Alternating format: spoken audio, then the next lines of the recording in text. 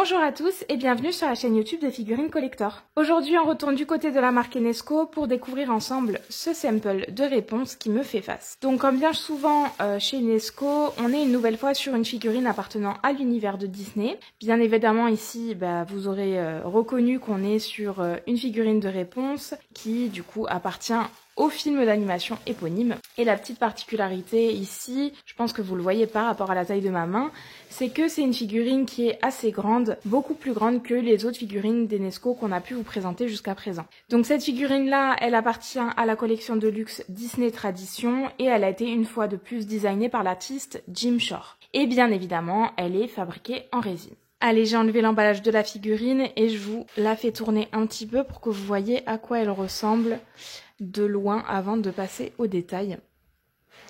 Donc comme vous pouvez voir, elle est plutôt convaincante comme ça vue de loin. Moi je la trouve très très chouette. En plus elle est grande, donc vraiment vous voyez tous les détails. Elle se remarque sur une étagère.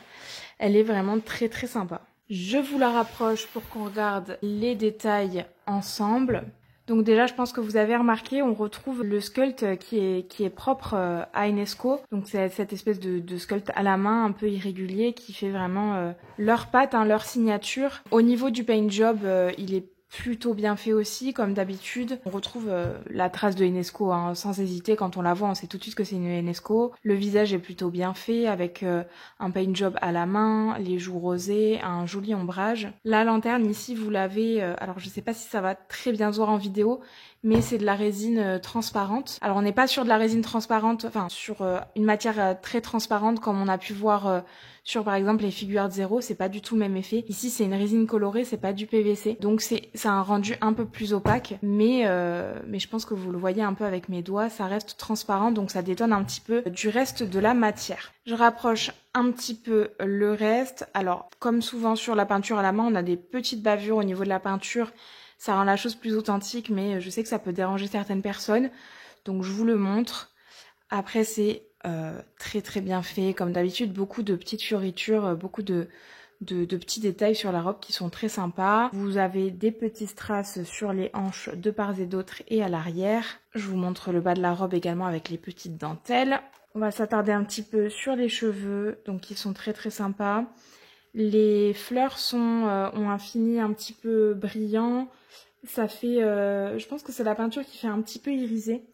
Donc c'est très très sympa, c'est très joli. Ça permet de bien les faire ressortir sur les cheveux. Les cheveux ils sont vraiment très sympas. Les ombrages sont jolis et très légers. On va regarder le bas de la robe. Hop.